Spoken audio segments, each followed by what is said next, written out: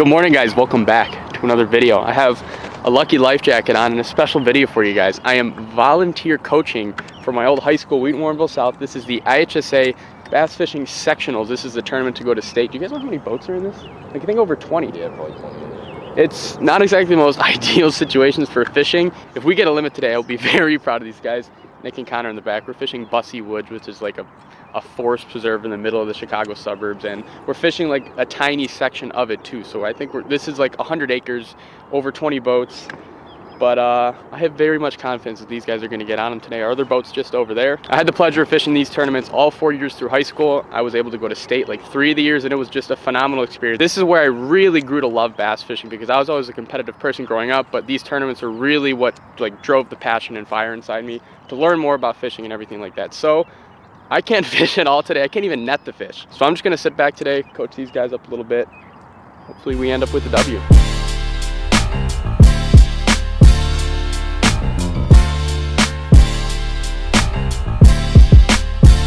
All right, I think we're like 2.5 hours into the day. How long is this day of fishing? Is no 8 hours? You guys haven't gotten any updates or seen anything happen because nothing has happened. Again, we are on just a wonderful body of water. We have seen one fish caught and heard of another fish caught, and it was off the same exact spot. Basically, everyone's just fishing behind each other. Typical suburbs of Chicago deal. They got one? Yeah, they got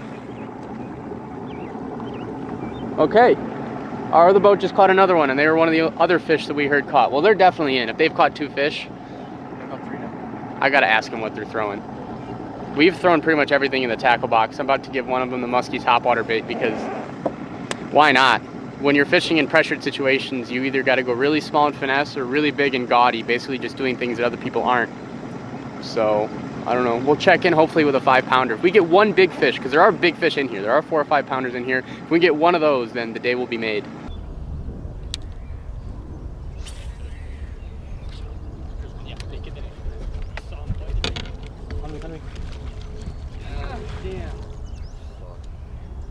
That's gonna be close, and I don't think it's gonna make it. But we're gonna try it. That's the first fish of the day. Flipping. Dude, he hit it hard. He feel like a bluegill. That's a female too.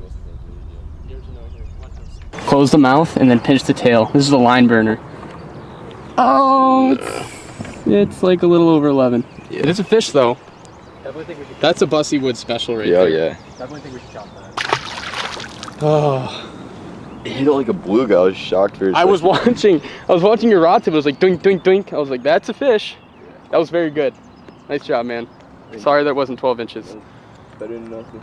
Better than nothing. At least we weren't skunked today. The sun's coming out. There's probably going to be some more fish moving up on the banks. It's a little bit of excitement at least. We got some energy back in the boat now. Messed up this craw. How heavy of a weight was that? 3, no, it's half, I think. Half? Ounce. Cool. Bigger ones are going to bite now. They're moving up. I think he's about 13. The most beautiful 13-incher I've ever seen. Oh, he's over 14. Hell yeah. Hope that come off. Chatterbait. Chatterbait. Let's go. We got an update for you now. That is our first keeper of the day. We've spent the last, I think, hour and a half. We've been trying to find sight fish. What happened was we went and we snagged a tree. We went into the tree to go get the snag out, and then I was looking on the bank and I was like, those are fish on a bed. So we tried to fish for them for 15 minutes. They weren't biting. We continued down this shoreline right here, just real fast on the trolling motor, looking for other fish that might be on beds. And we found at least 5 or 6 of them. Some of them really nice fish, like 3 or 4 pounders. They wouldn't bite. They weren't locked on beds. They were super spooky. I mean, it's flat calm out here. And we've been trying to fish for those fish like an hour and a half. They're just not biting. So we went out in the middle here, just in this weed bed. Got them throwing that chatterbait, and that's our first fish. So I'm sure there's plenty of fish that haven't moved up yet, because every single team has just been piss pounding the same 100 yards of bank for like 4 or 5 hours now, and there's just nothing left on it. So we're gonna move offshore. Well, offshore is in like 20 yards offshore, but it still makes a difference. If we can get one more, I think we got a good shot. Top 3 moves on to the state championship. Top 3, that's what you're looking for.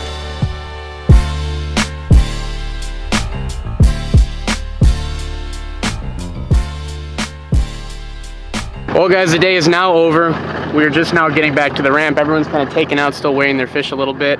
We did not end up catching another fish. The day was not kind to us at all. We caught 2 short fish, one keeper. We really pounded one area all day. We knew this lake wasn't very good, so we were gonna stick to a productive stretch and see if we could get as many bites as we possibly could muster out of this one area.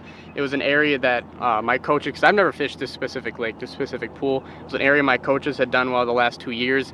Peric actually made a video just like this one of being a volunteer coach, and his kid actually won the tournament, literally fishing the same exact stretch that we were fishing today. So we gave it all we had. The kids fished really well. They fished hard. I thought we fished good water, but we only pulled out one fish. So they're about to go weigh their fish.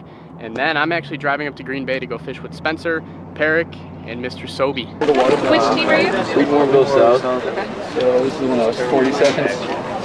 Yes. You got a better camera than me. You can send me a picture. Oh yeah, Big Only fish? Yeah. the one giant. 1 pound, 8 ounces. Toad. Want to hold him up to the camera? He's beautiful. Oh, sure. Vegan. That's pretty fish. Thank you very much, gas prices. New truck is very, very soon. All right, so tournament is now over. I am just now getting gas right now, about to drive up north to Green Bay to go see Spencer, Peric, and Sobey. But I wanted to wrap up the day. It was not the best day of fishing for us in the slightest bit. I don't know exactly what place we were in. I was putting the boat on the trailer when everyone was like announcing the final weights, stuff like that. But I do know the winners had 11 pounds and second place at 9 or 10 pounds. So there were fish to be caught. Not gonna make any excuses. We just didn't catch them, plain and simple. We weren't in the right areas. We stuck to one shoreline the entire day, and the fish just weren't there. We did see some bigger fish that were like kind of cruising sort of on beds, but the wind kind of muddied up the water, and it was a muddy lake anyway, so those are my excuses after I said I wasn't gonna make excuses. Anyways, it was a very cool opportunity to go back and do this, go see my old high school coaches. The young men on the boat with me fished their hearts out. Big thank you to you guys for staying with such a positive attitude throughout the day, even though we weren't catching anything and I wasn't much of a help because I didn't know the lake very much. If any of you are in middle school or you're just starting high school and considering doing high school fishing, I would 100,000,000% encourage you to do so. I think I said this in the beginning of the video, but I always liked fishing, but I didn't like love it. And then once I got into high school and the competitive aspect of the fishing tournaments came in, that's when I really grew to love bass fishing. That's when I really got good at it because I started to spend a bunch of time doing it. I mean, fishing's like anything in life. You spend enough time doing something, you're gonna learn.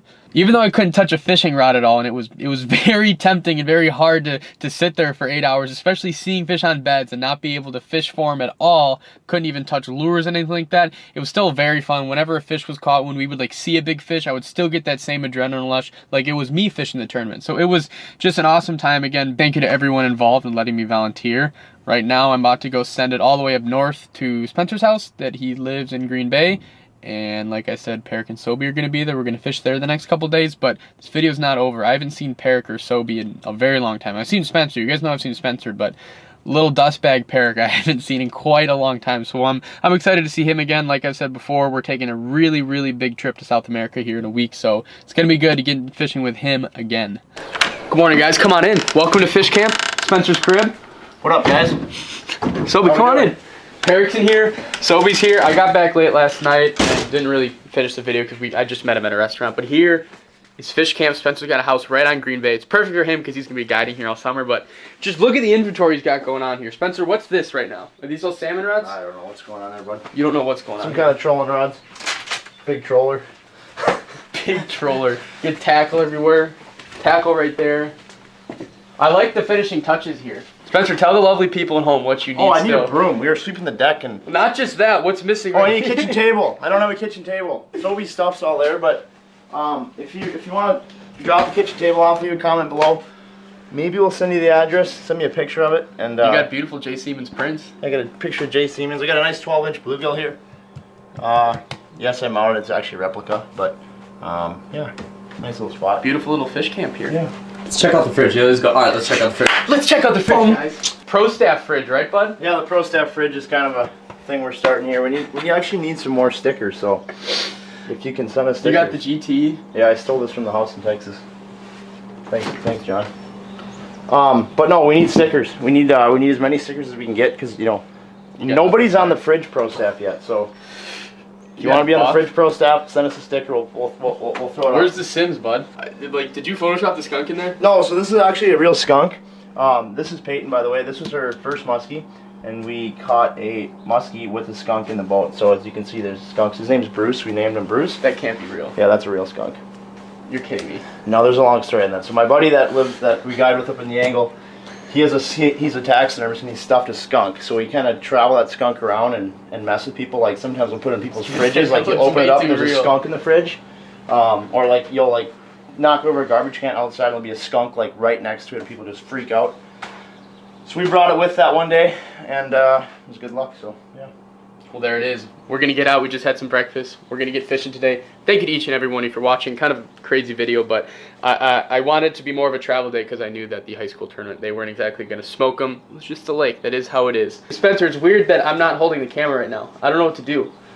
Sobe's holding the camera right now. Peric's cameraman. But he's intern or cameraman? No, he's the cameraman now.